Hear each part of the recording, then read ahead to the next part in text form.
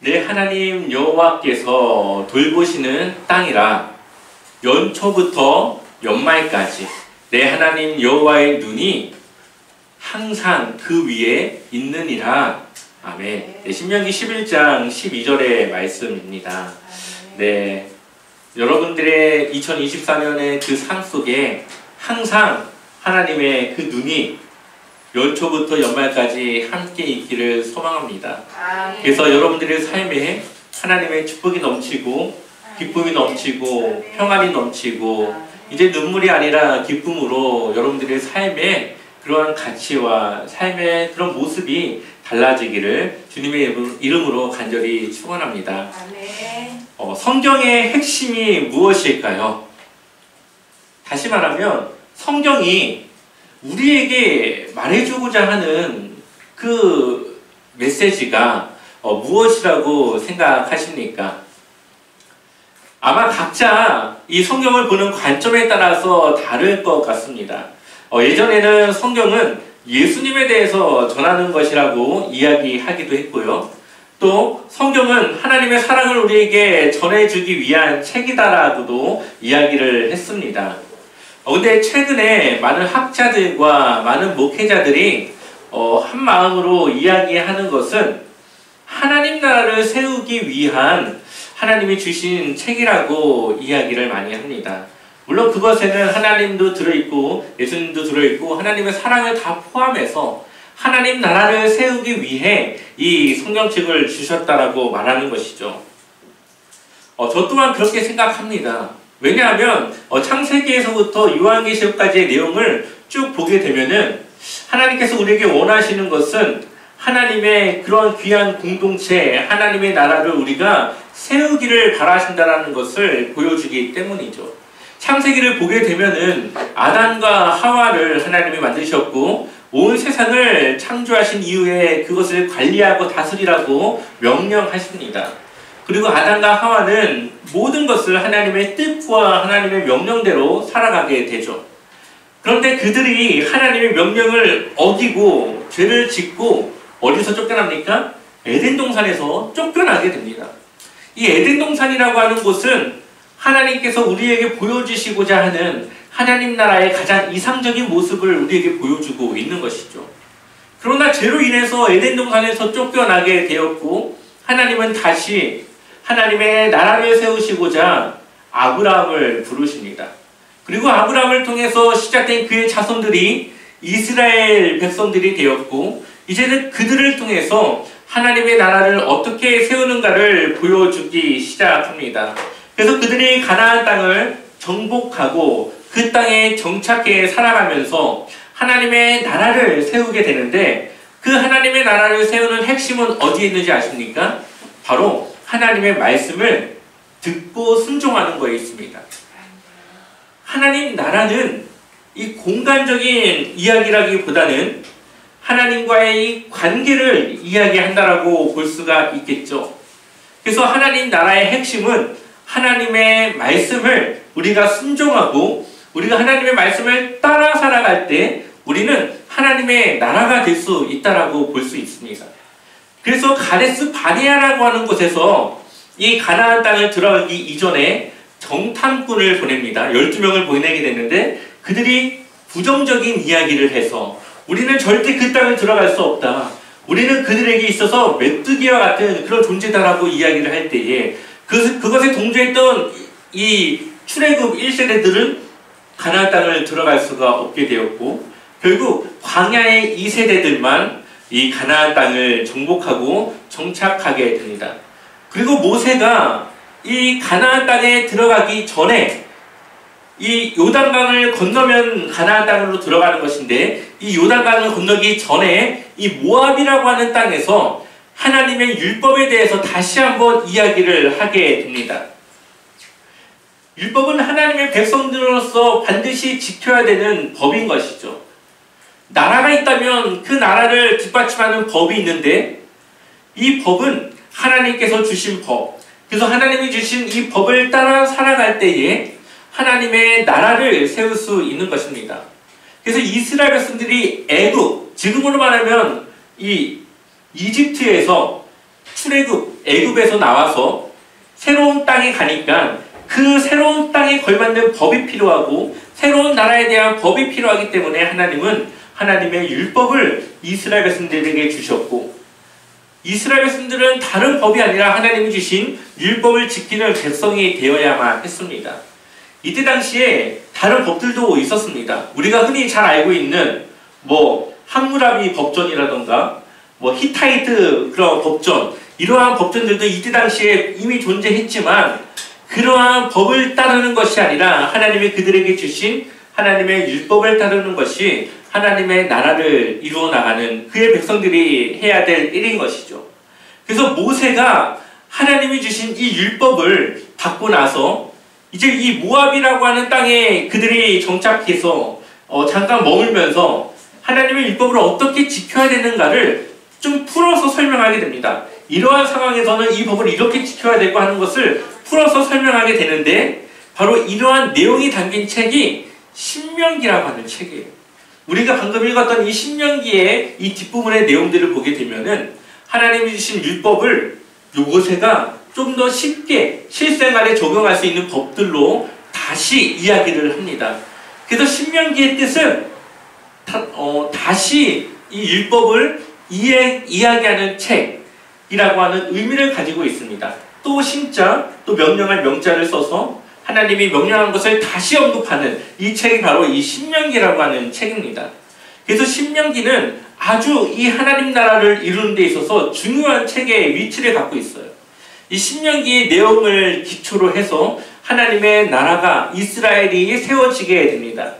그래서 이 신명기에서부터 열왕기서까지 이스라엘의 모든 역사가 기록된 열왕기서까지의 내용을 볼 때에 신명기의 이 사관, 신명기에서 말하는 하나님의 말씀에 순종하며 축복받고 하나님의 말씀을 듣지 못하면 저주를 받는 이 신명기적 내용을 중심으로 이 역사가 기록되어져 있는 것을 보게 됩니다. 또한 신약에서 이 신명기의 책의 내용을 얼마나 많이 인용하는지 모릅니다. 그래서 신명기의 말씀은 이 과거에 쓰여진 책이지만 이것은 과거에 국한된 것이 아니라 지금 우리에게도 새롭게 적용되어져서 우리가 우리의 삶 속에 어떻게 이 신명기의 내용들을 적용해 살아갈 것인가를 고민해야 되는 그런 책인 것입니다. 그래서 신명기의 내용은 우리가 어떻게 적용해야 될지 그것을 묵상하며 큐티하는 것이 핵심이다라고 말할 수 있습니다. 한번 신약성경을 볼까요? 신약성경을 보게 되면은 예수님이 이 땅에 오셔서 이 산상수훈이라고 하는 내용을 우리에게 전합니다. 우리 한번 마태복음 5장 17절 말씀을 읽어볼까요? 마태복음 5장 17절 말씀을 같이 읽어보겠습니다. 내가 율법이나 선지자를 폐하러 온 줄로 생각하지 말라. 폐하러 온 것이 아니요 완전하게 하려 함이라. 아멘. 사람들은 내가 구원을 받았기 때문에 하나님의 율법을 지키지 않아도 된다라고 생각하는 경우가 있습니다.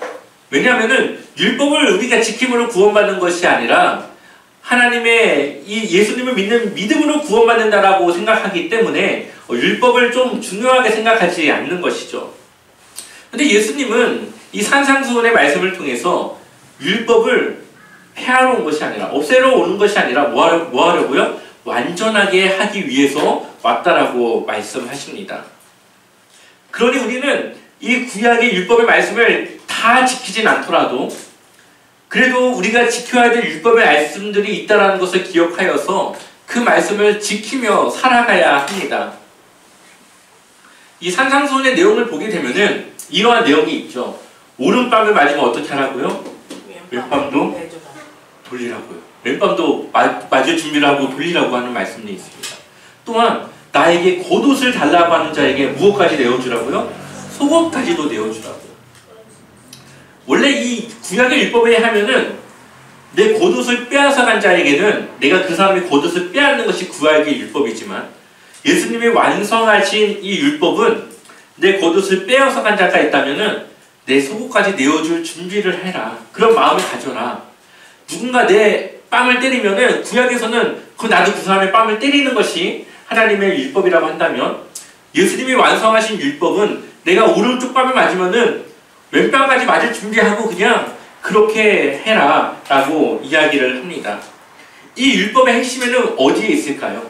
바로 사랑이라고 하는 단어에 있는 것이죠.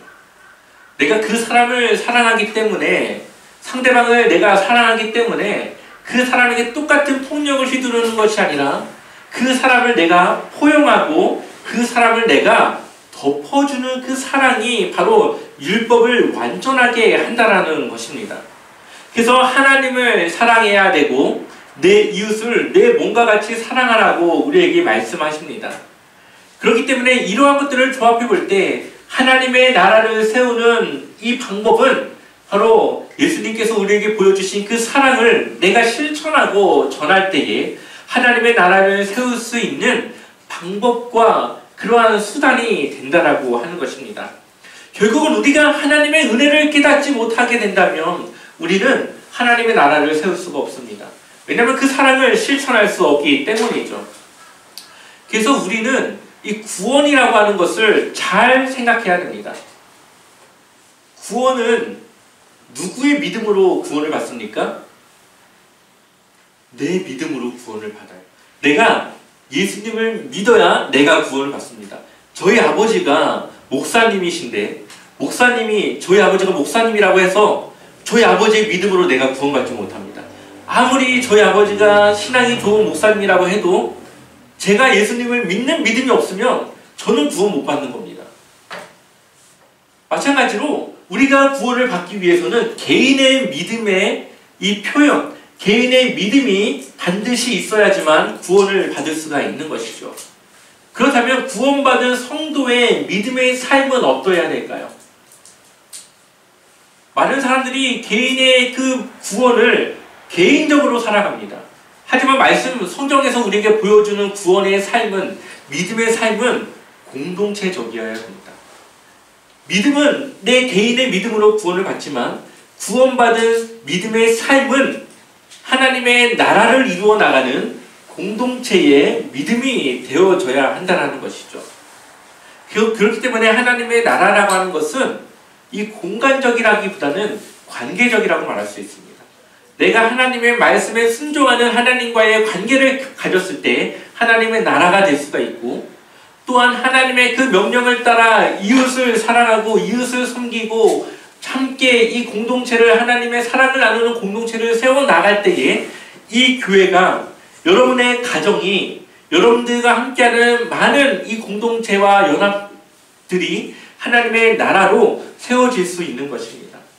그렇기 때문에 하나님께서 우리에게 원하시는 것은 우리가 받은 구원을 통해서 하나님의 나라를 이 땅 가운데 세워나가는 것이라고 볼 수가 있는 것이죠.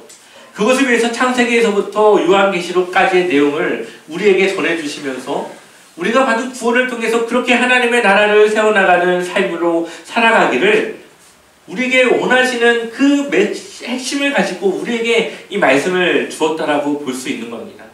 그래서 우리의 모토깃돌이 누가 되십니까? 예수님이 되시는 것이죠. 이 교회의 기초가 예수님이 되시고 이 예수님을 중심으로 우리가 연합하고 하나 되어지는 것입니다. 바로 예수님의 뜻을 우리가 함께 전하고 나누는 것이죠. 그래서 우리가 오늘부터 보일 이 신명기를 보게 되면은 어떻게 하나님의 나라를 이룰 수 있고 교회의 연합된 공동체를 이룰 수 있는지를 우리에게 보여주고 있습니다. 첫 번째는 차별이 없는 재판에 대해서 이 신명기에서 우리에게 말해주고 있습니다. 재판의 핵심은 무엇일까요? 우리가 이 재판에 가게 되면은 한 번도 간 적은 없지만 그 재판에 딱 참여한 사람이 바라는 것은 무엇일까요? 공정함일 겁니다. 이 판사가 내가 죄가 없는데 내가 죄가 없다라는 것을 아주 공정하게 판정하기를 원하겠죠. 그런데 현실에서 법이 똑같이 적용이 됩니까? 여러분들과 국회의원이 똑같은 죄목을 가지고 법정에 섰을 때에 물론 똑같이 판결이 나올 수도 있겠지만 대부분의 사람들이 뭐라고 생각합니까? 국회의원은 좀 더 형량이 낮을 것 같고 아무 힘없는 나는 당연히 법대로 딱 정해진 형량까지 나올 것 같다라는 생각하지 않습니까? 원래 법은 그러면 안 되는 거지만 우리가 살아가는 이 세상이라고 하는 곳은 어쩔 수 없이 이러한 권력과 또 가진 사람들의 그러한 이 힘에 좌지우지하게 될 수밖에 없는 그런 세상입니다. 오죽하면 유전, 무죄, 무전, 유죄라는 말이 생겨났겠습니까? 그리고 얼마나 많은 사람들이 억울함을 토로합니까? 그러나 하나님이 우리에게 원하시는 이 재판이라고 하는 것은 차별이 없는 공정한 재판을 우리가 해야 된다는 것을 이야기합니다. 신명기 1장 16절의 말씀을 같이 읽어보겠습니다. 함께 읽겠습니다. 내가 그때에 너희의 재판장들에게 명하여 이르기를 너희가 너희의 형제 중에서 송사를 들을 때에 선판관의 공정히 판결할 것이며 그들 중에 있는 타국인에게도 그리할 것이라. 아멘. 누구든지 공정하게 판결되어져야 되는데 그 범위가 어디까지요? 그 공동체 안에 속해 있는 타국인들, 이스라엘 백성들이 아니라 외국인인데 이스라엘 공동체 안에 들어와서 살고 있는 그 타국인들에게까지도 동일하게 적용이 되어줘야 된다라고 말하고 있죠. 또한 1장 17절도 한번 읽어보겠습니다. 1장 17절 같이 읽어보겠습니다.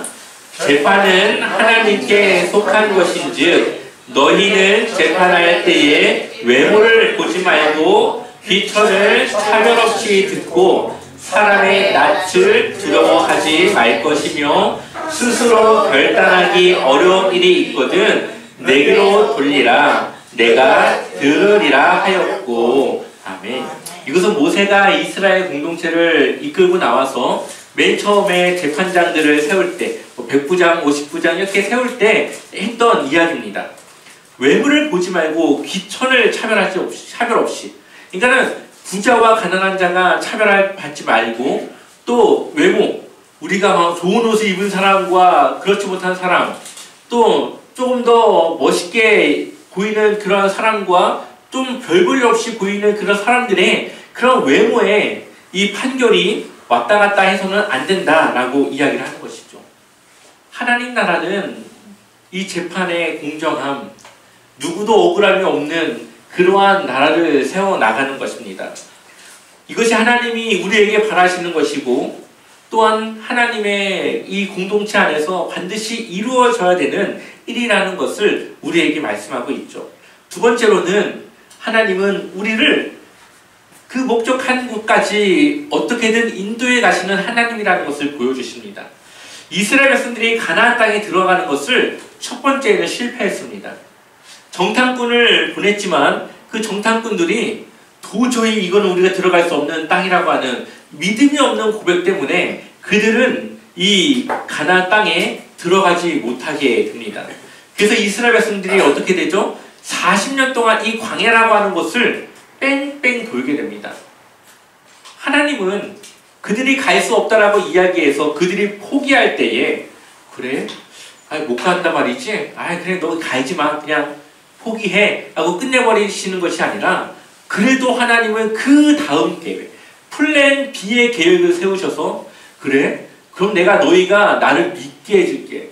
내가 너희를 도울 수 있다는 것을 믿을 수 있게 해줄게. 그래서 광야를 40년 동안 돌게 되는데 이 광야라고 하는 곳은 먹을 것도 없고 마실 것도 없는 황량한 곳입니다. 그러나 하나님은 그들에게 먹을 것을 주셨고 그들이 생활할 수 있기에 부족하지 않게 해주셔서 그들의 부족함을 채우시는 하나님, 그래서 그들을 인도하시는 하나님을 그들이 믿을 수 있는 믿음을 차곡차곡 쌓아가게 하셨죠. 그리고 나서 그들은 하나님의 말씀에, 하나님의 명령에 순종하는 백성들이 됩니다. 그것이 어디서 나타나느냐? 신명기 2장 5절을 보게 되면은 그들과 다투지 말라. 그들의 땅은 한 발자국도 너에게 주지 아니하리니 이는 내가 새 산을 에서에게 기업으로 주었음이라. 아멘. 그들이 가는 길에 이 에서의 후손들이 살고 있는 땅도 지나야 됐고 암몬 또한 모압의 땅도 지나야 됐습니다. 근데 이 세 개의 땅은 하나님께서 이들에게 기업으로 준 땅이기 때문에 이스라엘 백성들에게 주지 않는다라고 이야기했을 때 이스라엘 백성들은 그 땅이 탐나지만 그것을 하나님 명령대로 지키고 그곳을 그냥 지나가는 것을 보게 됩니다.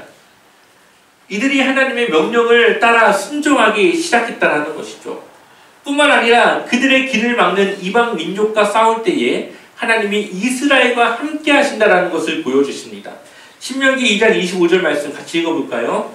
오늘부터 내가 천하 만민이 너를 무서워하며 너를 두려워하게 하리니 그들이 내 명성을 듣고 떨며 너로 말미암아 근심하리라 하셨느니라. 아멘. 이 이스라엘 백성들은 전쟁을 할 줄을 모르는 백성들입니다. 싸움이라고는 해본 적이 없는. 그런데 이 이스라엘 백성들이 지나가는 땅에는, 그 길에는 이 싸움에 능한 민족들이 있었습니다. 그 첫 번째가 바로 이 헬스본 왕 시온이라고 하는 왕이 다스리는 이 헬스본 땅을 지나가야 했는데요. 사신을 보내서 우리가 무사히 그냥 지나갈 수 있게 해줘라 그랬더니 이 헬스본 왕 시온이 그냥 못 지나가게 해주겠다 해서 싸우러 옵니다. 그리고 하나님과 함께 했던 이스라엘 백성들이 승리하게 되죠. 그리고 나서 또 길을 가서 모압이라고 하는 땅에 이제 거의 다스리게 됐을 때에 바산 왕 옥이라고 하는 사람이 또 군대를 이끌고 와서 이스라엘과 전쟁을 하게 됩니다. 그래서 신명기 3장 1절을 우리가 아까 읽었던 1절 말씀 함께 읽어보겠습니다. 우리가 돌이켜 바산으로 올라가매 바산 왕 옥이 그의 모든 백성을 거느리고 나와서 우리를 대적하여 에드레이에서 싸우고자 하는지라. 아멘. 이스라엘 백성들은 아무것도 안 했는데 그냥 싸우러 온 겁니다. 그래서 결국 이 바산 왕 옥의 군대와 싸우게 되는데 2절을 보니까 여호와께서 모세에게 이르시되 그를 어떻게 하지 말라고요? 두려워하지 말라. 내가 그와 그의 모든 백성과 그의 땅을 내 손에 넘겼으니, 이스라엘 백성들에게 넘겼다. 이미 너에게 넘겼다. 내가 헬스본에 거주하던 아모리 족속의 왕 시온에게 행한 것과 같이 그에게도 행할 것이니라 하시고. 아멘. 시온 왕을 이긴 것처럼 이 바산 왕 옥과의 싸움에서도 이기게 하시겠다라고 약속하시고 있는 것이죠. 그래서 이 전쟁에 승리하게 되는데 두 가지를 얻습니다. 이들이. 첫 번째는 땅을 정복하는 값진 경험을 얻습니다. 이들이 싸움에서 이겨서 얻은 땅을 나중에 르우벤 지파, 간 지파, 므낫세 지파의 반이 이 모압 땅에 정착하게 됩니다. 그러니까 이들이 처음으로 싸워서 빼앗은 땅에 정착하는 경험을 하게 된 것이죠. 두 번째로는 전쟁에 대한 자신감을 갖게 됩니다. 하나님이 함께하니까 우리가 이길 수 있구나, 이 생각을 하게 돼요. 왜 그러냐? 방금 싸웠던 이 바산 왕 옥이라고 하는 이 군대의 이 용사들은 거인입니다. 거인. 이 고고학 학자들에 의하면 이들이 썼던 침대의 길이는 4m라고 그래요. 우리가 흔히 집에서 쓰는 침대가 2m인데 그거에 하나가 더 있는 거죠. 그러니까 이들의 키가, 이 바산 왕 옥이 함께 거느렸던 이 군대의 키가 대략 한 3m에서 350m 정도 된다고 보시면 됩니다. 그러니까 골리앗의 군대라고 보시면 돼요. 골리앗의 키가 355cm 정도 된다고 이제 이야기를 하는데, 이러한 군대를 이룬 이 민족이 이 바산 왕 옥의 군대였습니다. 근데 누가 싸워 이겼어요? 이스라엘이 싸워 이겼습니다. 그런데 이들이 가나안 땅에 들어가서 싸워야 될 이 네피림이라고 하는 이 군대들은 거인족들인데, 거의 이러한 거인들이 모여서 군대를 이룬 이 군대입니다. 그러니 이 옥과의 싸움에서 이긴 이 경험이 그들과도 충분히 싸워서 이길 수 있다는 것을 확신할 수 있는 기회가 되었다는 거죠. 거기에서 이제 하나님이 함께하면 이길 수 있다는 것을 알게 됩니다. 그래서 모세는 여호수아에게 두려워하지 말고 나중에 싸울 그 싸움에 싸우라고 이야기를 합니다. 그래서 신명기 3장 21절과 22절을 보면, 그때 내가 여호수아에게 명령하여 이르기를 너희의 하나님 여호와께서 이 두 왕에게 행하신 모든 일을 내 눈으로 보았거니와 내가 가는 모든 나라에도 여호와께서 이와 같이 행하시리니, 이들의 경험을 바탕으로 지금 두려워하지 말 것을 이야기하는 것이죠. 22절에 너희는 그들을 두려워하지 말라. 너희의 하나님 여호와께서 친히 너희를 위하여 싸우시리라 하노라. 아멘. 하나님이 우리의 주인 되시면 우리는 두려워할 것이 없다라는 겁니다. 그 이유는 하나님이 그의 백성들을 책임지시고 함께하기 때문이죠. 이스라엘 백성들의 힘으로는 절대 싸움에서 이길 수가 없습니다. 그들의 힘에 하나님이 함께 도와여 질 때에 그들이 할 수 없는 일을 하게 하신 것이죠. 여러분들의 삶 속에 하나님이 함께 하시면 여러분들이 할 수 없는 그 일을 하나님이 할 수 있게 하게 하십니다. 특히 나중에 나올 여리고성 전투를 보게 되면은 이들이 여리고성을 함락시킬 때에 했던 일은 하루에 한 바퀴씩 돌다가 마지막 7일째 되는 날 7바퀴를 돌고 마지막 7바퀴를 돌 때에 함성을 지르며 항아리를 깨며 나팔을 불며 나가는 것이었습니다. 그게 무슨 싸움입니까? 그런데 그것만으로도 하나님의 말씀에 순종하니까 여리고성이 무너지게 된 것이죠. 하나님이 하시는 일에는 방법은 상관이 없는 겁니다. 우리가 하나님의 이 말씀의 명령에 순종하며 하나님의 나라가 될 때에 하나님의 일은 이루어지게 된다는 겁니다. 그러니 우리는 하나님을 의지해야 되고 하나님을 순종해야 됩니다. 그것이 우리가 하나님의 나라로 살아가는 것이고 우리의 삶을 가장 좋은 길로 이끌어 나아가는 방법인 것이죠. 우리가 하나님과의 관계를 유지하면 하나님은 우리의 삶을 책임져 주십니다. 그래서 신명기에서는 여러 번 두려워하지 말라라고 명령하십니다.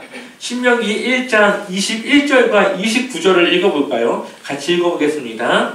너희의 하나님 여호와께서 이 땅을 너희 앞에 두셨은즉 너희 조상의 하나님 여호와께서 너희에게 주신 대로 올라가서 차지하라. 두려워하지 말라. 주저하지 말라 한즉 내가 너희에게 말하기를 그들을 무서워하지 말라. 두려워하지 말라. 아멘. 지금도 하나님은 우리에게 두려워하지 말라라고 말씀하십니다. 여러분들의 삶에 혹시 두려운 것이 있다면 하나님을 의지하시고 그 두려움을 이기시길 소망합니다. 하나님이 함께 하시면 우리에게 두려울 것이 없고 우리가 못할 것이 없다라는 것을 우리에게 말씀하고 있습니다. 어린아이를 안고 그 아이를 보호하는 부모의 마음과 같이 하나님은 우리를 그렇게 품고 보호하고 계십니다. 한 가지 이야기만 한번 마치도록 하겠습니다. 얼마 전에 보니까 아파트에 불이 나서 안타까운 일들이 있었죠.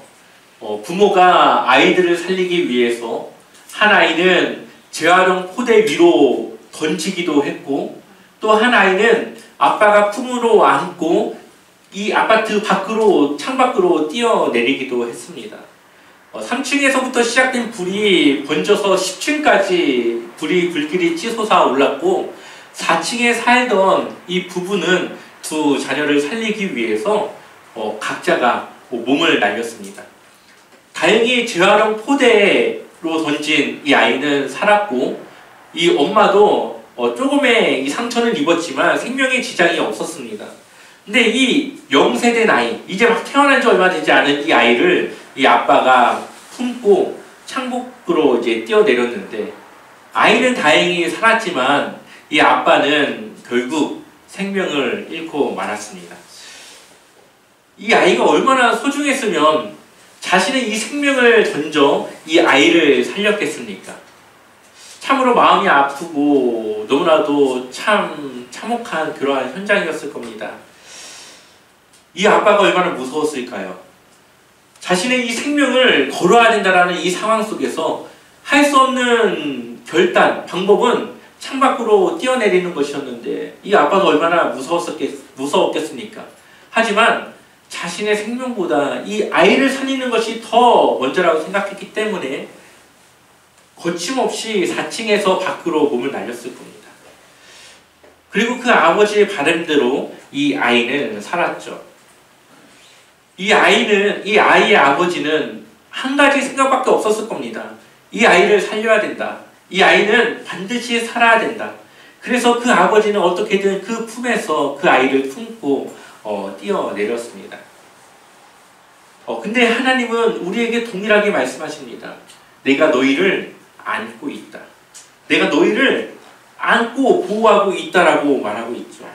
그래서 신명기 1장 30절을 보니까 너희가 먼저 가시는 너희의 하나님 여호와께서 애굽에서 너희를 위하여 너희 목전에서 모든 일을 행하신 것 같이 이제도 너희를 위하여 싸우실 것이며 31절을 보면 광야에서도 너희가 당하였거니와 사람이 자기의 아들을 아는 것 같이 너희 하나님 여호와께서 너희가 걸어온 길에서 너희를 아느사. 그러니까 이스라엘 백성들이 광야에서 살아갈 수 있도록 그들을 안고 인도했다는 겁니다. 이곳까지 이르게 하셨느니라. 이것이 바로 하나님의 사랑입니다. 하나님의 사랑은 자기의 생명까지도 우리에게 내어주시는 사랑입니다. 그래서 예수님이 자기의 생명을 바쳐 우리의 생명을 살리시지 않습니까? 예수님도 그 죽음이 두려우셨지만 우리를 살려야 된다라고 하는 그 마음으로 그 십자가에서 자신의 사랑을 내어주셨습니다.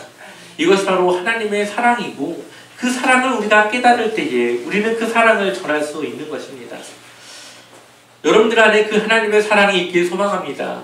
그래서 그 사랑으로 하나님을 사랑하고 이웃을 사랑하여서 내가 받은 이 사랑이 하나님의 나라를 이루고 하나님의 공동체를 이루고 그래서 우리의 교회가 여러분들의 가정이 여러분들과 함께하는 모든 곳이 이러한 사랑이 넘치고 생명을 살리는 그러한 귀한 역사가 일어나는 그러한 일들이 일어나길 주님의 이름으로 간절히 축원합니다. 그래서 2024년 우리 제자와 삼교회 그렇게 성장하고 부흥하고 세워지길 주님의 이름으로 간절히 축원합니다.